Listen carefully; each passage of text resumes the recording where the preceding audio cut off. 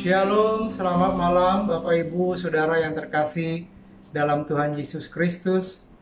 Apa kabarnya? Tentunya yang menjadi harapan saya Bapak Ibu semua dalam kondisi, dalam keadaan yang baik-baik saja, dalam kondisi iman yang tetap terjaga setia kepada Tuhan, dan dalam kondisi imun yang tetap sehat dan imun yang tetap baik-baik saja. Bapak Ibu Saudara yang terkasih dalam Tuhan Yesus, malam hari ini kita tetap mengadakan persekutuan doa meskipun masih dalam ibadah online, ya, tidak mengurangi sukacita dan damai sejahtera kita ketika kita beribadah persekutuan doa pada malam hari ini. Baik, sebelum saya sharing firman Tuhan, ya, menyampaikan firman Tuhan kepada Bapak Ibu Saudara sekalian, kita akan berdoa terlebih dahulu. Terima kasih Tuhan, kami bersyukur. Sebentar kami akan mendengarkan kebenaran firman-Mu. Berkati setiap umat-Mu yang akan mendengar maupun hamba-Mu yang akan menyampaikan kebenaran firman Tuhan. Di dalam nama Tuhan Yesus, kami telah berdoa dan mengucap syukur kepada-Mu. Amin. Bapak Ibu Saudara yang terkasih dalam Tuhan Yesus Kristus, malam hari ini temanya adalah berbicara tentang pertengkaran, ya. Sekali lagi saya katakan kepada kita, temanya adalah membahas tentang pertengkaran. Diambil di dalam Yakobus pasal 3 ayat 1 sampai dengan yang ke-18, kemudian dilanjutkan nanti Yakobus pasal 4 ayat 1 sampai dengan yang ke-12. Tapi kita tidak akan membacanya secara menyeluruh tadi, bagian nats firman Tuhan yang saya sebutkan kepada kita semua, ya. Kita akan membaca pasal 4 saja, Yakobus pasal 4 ayat yang pertama. Firman Tuhan berkata demikian, "Dari manakah datangnya sengketa dan pertengkaran di antara kamu? Bukankah datangnya dari hawa nafsumu yang saling berjuang di dalam tubuhmu?" Ya. Bapak Ibu Saudara yang terkasih dalam Tuhan Yesus Kristus, dimulai pasal 4 dengan sebuah pertanyaan. Dari manakah datangnya sengketa dan pertengkaran di antara kamu? Dari manakah? Itu artinya apa sumber atau apa yang menjadi pemicu sebuah pertengkaran, saudara. Ya, nanti kita akan bahas apa yang menjadi sumber, apa yang menjadi pemicu dalam sebuah pertengkaran. Kemudian dikatakan tadi, dari manakah datangnya sengketa dan pertengkaran di antara kamu, ya. Ya, jadi pertengkaran di antara kamu itu artinya sebenarnya mengacu kepada saudara seiman, ya. Tetapi ini juga berlaku di dalam pertengkaran-pertengkaran yang terjadi secara umum, ya, bukan hanya dengan pertengkaran yang terjadi dengan saudara seiman, ya, tetapi juga pertengkaran yang terjadi di keluarga, pertengkaran yang terjadi di tengah-tengah kehidupan bermasyarakat dan sebagainya. Prinsipnya adalah pemicunya sama kalau berbicara tentang pertengkaran. Nah, Bapak Ibu Saudara yang terkasih dalam Tuhan Yesus Kristus, poin yang pertama, ya, yang akan kita bahas mengenai pertengkaran adalah apa sumber. Apa yang menjadi pemicu dalam sebuah pertengkaran, ya. Yang pertama adalah yang menjadi sumber itu adalah lidah.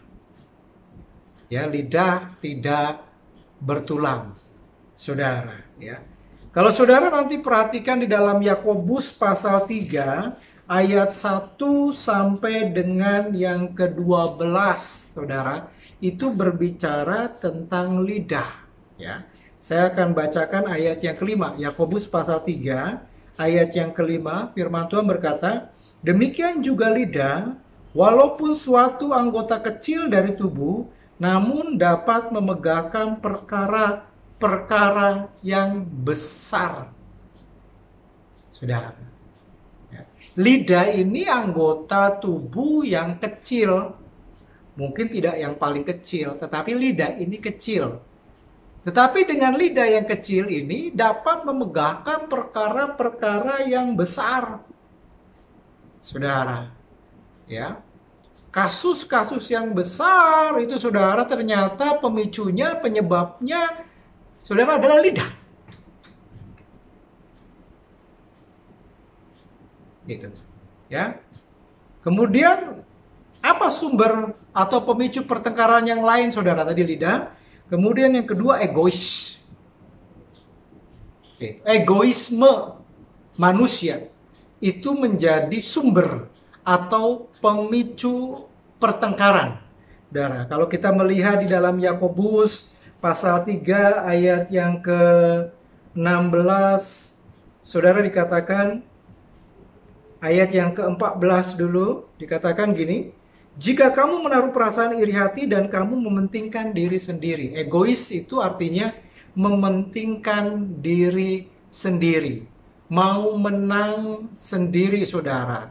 Ya, merasa diri paling benar saudara. Ya, ini artinya egoisme saudara. Nah, egoisme mementingkan diri sendiri itu dikatakan di dalam ayat yang ke-15 itu bukan hikmat dari Tuhan. Ya, Tuhan sendiri mengajarkan di dalam Filipi bahwa dia datang ke dalam dunia itu artinya dia mementingkan kepentingan manusia yang berdosa. Saudara, Tuhan nggak pernah mengajarkan untuk kita menjadi pribadi yang egois, mementingkan diri sendiri. Itulah sebabnya dikatakan egois itu bukan hikmat yang berasal dari atas. Egois itu datangnya justru dari setan, saudara. Dari dunia. Dunia mengajarkan kita egois, saudara. Dunia mengajarkan kita harus menang, saudara. Dunia mengajarkan kita ini hukum rimba, saudara. Ya, yaitu dunia mengajarkan nafsu. Kenapa? Karena dosa. Ya, itu. Saudara, egois, mementingkan diri sendiri dikatakan di dalam ayat yang ke-16 menimbulkan yang namanya kekacauan. Ayat yang ke-16 dikatakan, sebab di mana ada iri hati dan mementingkan diri sendiri, di situ ada kekacauan dan segala macam perbuatan jahat, saudara. Kalau ada egois, ya, di keluarga kita, kalau ada anggota keluarga kita yang egois, kalau ada kemudian anggota gereja yang kemudian egois, mementingkan diri sendiri, kalau ada anggota masyarakat yang kemudian egois, mementingkan diri sendiri, saudara, dampaknya lihat. Apa yang dihasilkan dari egois dikatakan kekacauan. Dan bahkan dikatakan segala macam perbuatan jahat. Ya, egois menimbulkan segala macam perbuatan jahat. Saudara, apalagi kalau kemudian keinginan kita, kemauan kita itu tidak tercapai. Ya. Fatal akibatnya di dalam Yakobus pasal 4 ayat yang kedua dikatakan, kamu mengingini sesuatu, kita egois. Kita mengingini sesuatu tetapi kemudian dikatakan kita tidak memperolehnya. Keinginan kita tidak tercapai, kemudian apa yang dilakukan? Saudara, marah. Ya, itu. Memusuhi orang yang berseberangan dengan keinginan kita. Kepentingan kita, saudara. Memusuhi orang yang menghalang-halangi kepentingan egois kita, saudara. Keinginan kita sampai kemudian tidak tercapai, saudara. Bertengkar. Bahkan fatalnya dikatakan di dalam Yakobus pasal yang keempat ayat yang kedua, kamu mengingini sesuatu tetapi kamu tidak memperolehnya, lalu kamu membunuh. Pembunuhan terjadi bisa karena kepentingan kita tidak tercapai, saudara. Karena kita egois. Akan dikatakan di situ lanjutannya, Kamu iri hati, tetapi kamu tidak mencapai tujuan. Tujuan kita tidak tercapai, keinginan kita tidak tercapai, saudara. Kepentingan kita tidak tercapai. Di situ dikatakan lalu kamu bertengkar dan kamu berkelahi. Saudara, perkelahian, pertengkaran terjadi karena egois. Kepentingan kita nggak tercapai, keinginan kita nggak tercapai, tujuan kita nggak tercapai, saudara. Bertengkar, kemudian berkelahi, saudara. Ya. Nah, Bapak Ibu Saudara yang terkasih dalam Tuhan Yesus Kristus, lalu apa lagi? Selain lidah egoisme manusia yang menjadi pemicu dan penyebab pertengkaran, saudara, apa lagi? Dikatakan iblis. Ya, saudara. Karena itu tunduklah, di dalam Yakobus pasal 4 ayat yang ke-7, karena itu tunduklah kepada Allah dan lawanlah iblis, saudara. Iblis yang menjadi sumber pemicu. Yang satu kemudian bertengkar dengan yang lain, saudara. Ya. Kemudian apalagi sumber pemicu? Ya. Atau yang menjadi penyebab sebuah pertengkaran? Di dalam Yakobus pasal 4 ayat yang ke-11 sampai dengan yang ke-12 yaitu fitnah. Ya, dikatakan jangan memfitnah orang. Saudara-saudaraku, janganlah kamu saling memfitnah. Barang siapa memfitnah saudaranya atau menghakimi, ia mencela hukum dan menghakiminya. Dan jika engkau menghakimi hukum, maka engkau bukanlah penurut hukum tetapi hakimnya. Hanya ada satu pembuat hukum dan hakim, yaitu dia yang berkuasa menyelamatkan dan membinasakan. Tetapi siapakah engkau sehingga engkau mau menghakimi sesama manusia? Saudara, firman Tuhan mengajarkan kepada kita untuk tidak memfitnah orang, saudara. Fitnah ini menjadi penyebab pertengkaran, saudara. Fitnah ini bisa menjadi penyebab, saudara, permasalahan itu bisa menjadi besar, saudara. Bahkan fitnah itu bisa membunuh seseorang. Bahkan fitnah itu bisa membunuh karakter seseorang, saudara. Ya. Bahkan fitnah bisa menyebabkan pertengkaran dan perkelahian yang besar, saudara. Yang bahkan bisa berujung kepada maut. Ya. Nah, ini yang perlu Bapak Ibu Saudara sadari mengenai pertengkaran, ya, penyebabnya, pemicunya.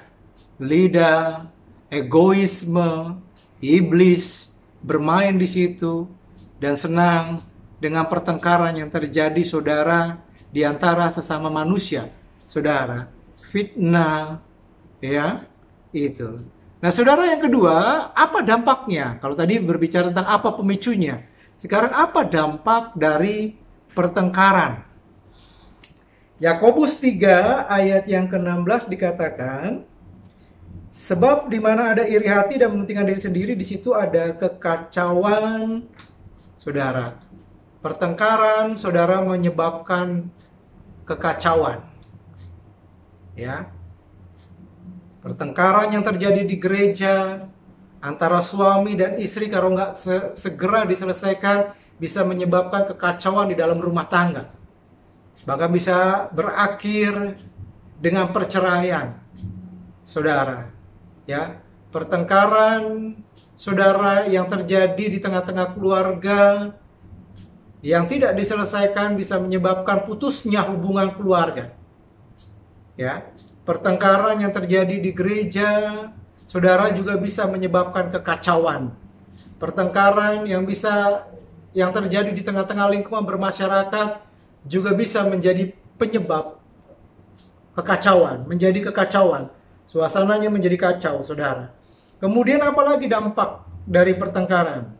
Saudara, dikatakan dalam Yohanes 3 ayat yang ke-16, sebab di mana ada iri hati dan mementingkan diri sendiri, di situ ada kekacauan dan segala macam perbuatan jahat. Ya. Pertengkaran menimbulkan perbuatan jahat. Apa, saudara? Akar pahit. Pertengkaran menimbulkan perbuatan jahat apa? Tidak mengampuni. Saudara, pertengkaran bisa kemudian menimbulkan segala macam perbuatan jahat, dendam. Saudara, Pertengkaran bisa menimbulkan segala macam perbuatan jahat, bisa pembunuhan terencana, saudara. Merencanakan kemudian untuk membunuh seseorang, ya, yang bertengkar dengan kita, saudara. Itu yang dikatakan tadi dalam Yakobus 4 ayat yang kedua. Ya, lalu kamu membunuh dikatakan. Pertengkaran, saudara, bisa menimbulkan perkelahian. Ya, pertengkaran bisa menimbulkan permusuhan satu dengan yang lain, saudara. Ya, pertengkaran bisa menimbulkan yang namanya kemunafikan, saudara.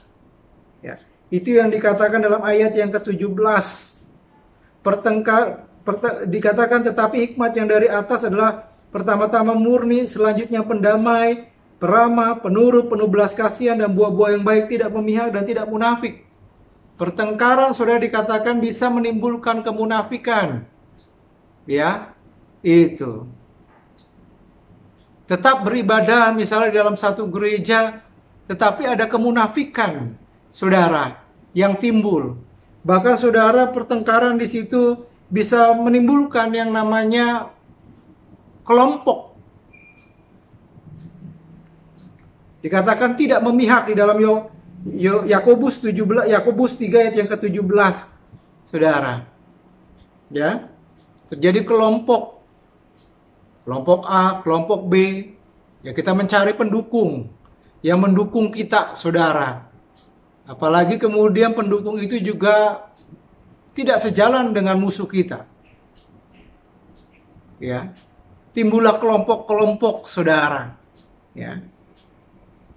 Ini adalah segala macam perbuatan jahat yang ditimbulkan karena pertengkaran, saudara. Terus kemudian apa dampaknya lagi? Kekacauan tadi yang pertama, segala macam perbuatan jahat.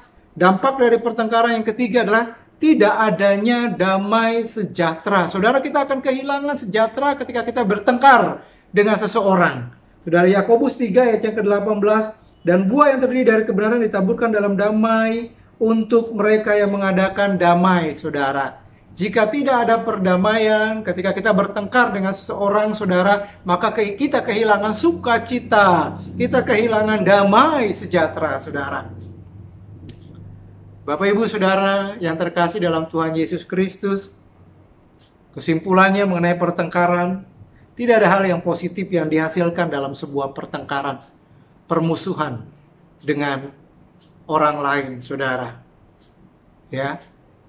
Tidak ada yang menang, tidak ada yang kalah dalam sebuah pertengkaran.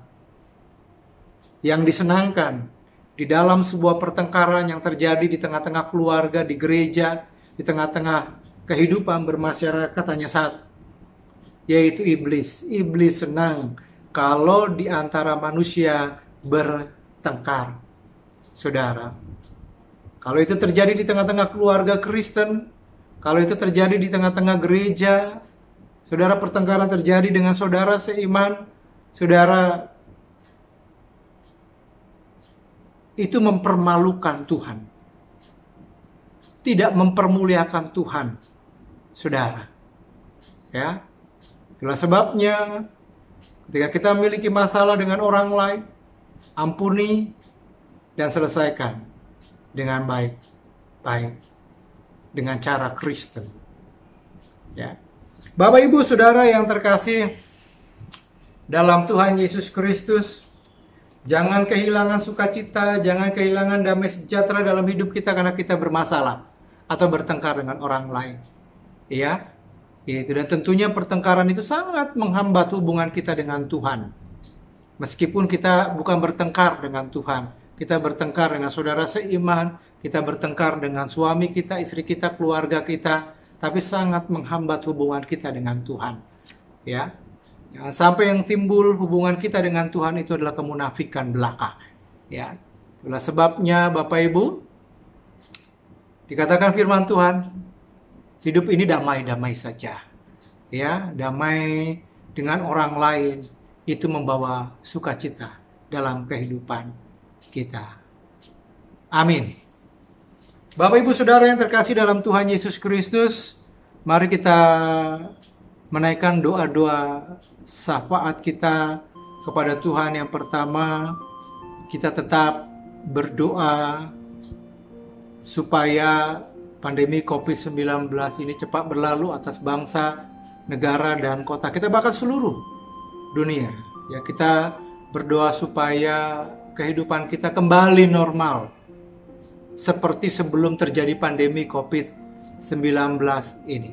Kita berdoa ekonomi bangsa negara kita stabil, dan itu akan mempengaruhi kesejahteraan kita, ekonomi kita. Ya, kita berdoa juga secara pribadi untuk kita, usaha kita tetap lancar, kita tetap bekerja, saudara. Ya, ada penghasilan yang bisa kita terima hari demi hari per bulan untuk mencukupi semua biaya kebutuhan hidup kita sehari-hari. Kita doakan pemerintah yang tetap bekerja keras untuk mengatasi pandemi COVID-19 ini. Ya, kita berdoa vaksin ya supaya memang bisa digunakan untuk mencegah setiap warga negara Indonesia terkena COVID-19 ya.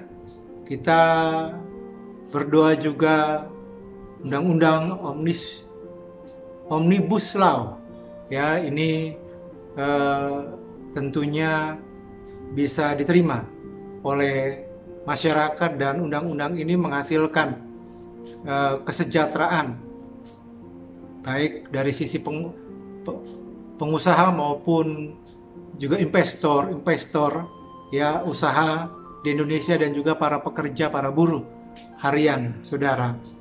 Tidak memberatkan ya siapapun juga, tapi memberikan kesejahteraan, memberikan manfaat, memberikan dampak yang besar untuk kebaikan masyarakat ya.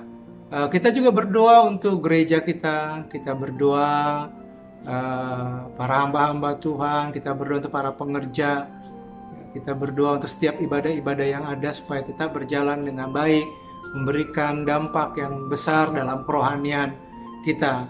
Kita berdoa juga untuk setiap umat Tuhan dalam setiap pergumulan yang ada, pergumulan keluarga, pergumulan ekonomi, pergumulan pasangan hidup, pergumulan pendidikan anak-anak kita juga, pergumulan usaha, pergumulan pekerjaan, pergumulan sakit penyakit, apapun juga mari kita serahkan kepada Tuhan. Percaya bahwa Tuhan baik dan mengasihi kita, akan menjawab dalam setiap pergumulan-pergumulan yang terjadi dalam kehidupan kita. Mari kita berdoa, kita tutup mata, kita menyerahkan pokok-pokok doa ini ke dalam tangan kasih Tuhan. 1, 2, 3 menit Bapak Ibu berdoa di rumah, saya berdoa di tempat ini 1, 2, 3 menit. Setelah itu saya akan mengakhiri pokok-pokok doa kita dan mengakhiri persekutuan doa kita pada malam hari ini. Mari kita berdoa.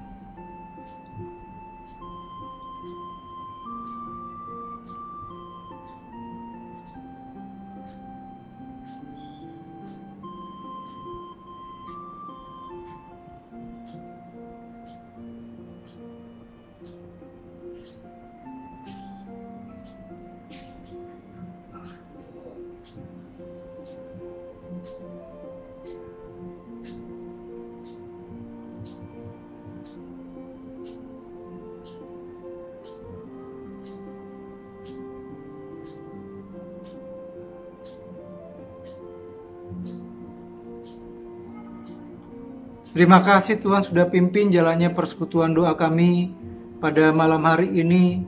Pujian sudah kami naikkan dari hati kami yang paling dalam, biarlah boleh menjadi dupa yang harum dan bahkan boleh menyenangkan hati Tuhan.